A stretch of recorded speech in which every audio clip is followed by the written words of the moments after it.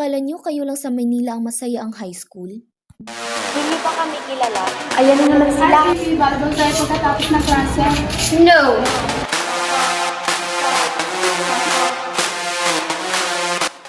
Bakla ka! Lalaki!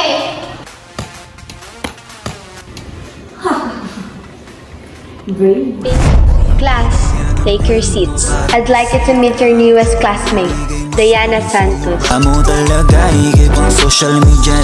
Paano kung may basag trip tayong umiksena? Di lang mapatitig. Oh, nandyan ka, bumabagal ang paligid. Oh, na sa aking babe. Ikaw Hi, I'm Diana. Kapag taga Maynila ba, matik na mas maganda? Andiyan naman ang mga boys ko, may dala na namang milk tea with extra pearls. Hi, Diana. That bitch! Mas matalino? Mas magaling? I'm very sorry to say this, pero kailangan natin mabawasan isang slot. Die! Wag kami.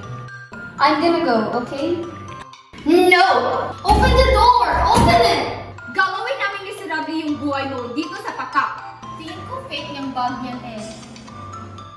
Hoy, don't tell me na... Pokpok, si Diana? Can you just please stop harassing me? No. Ba't ka ba kasi English ka ng English? Tagalog ka nga sa Manila. Fuck you, asshole!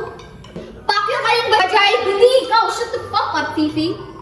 Sabi nila, high school ang best time of your life. Tayo na ako!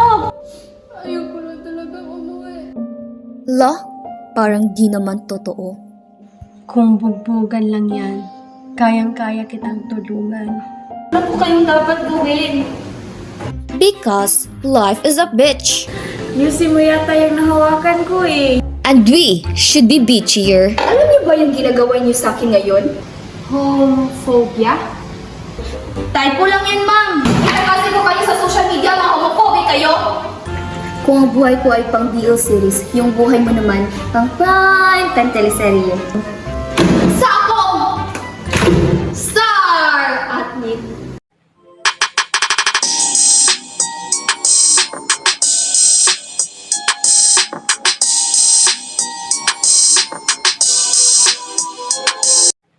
What if we live in the now? Mindanao? In the now, tanga. mapatitig. Oh, nandyan ka, bumabagal ang paligid.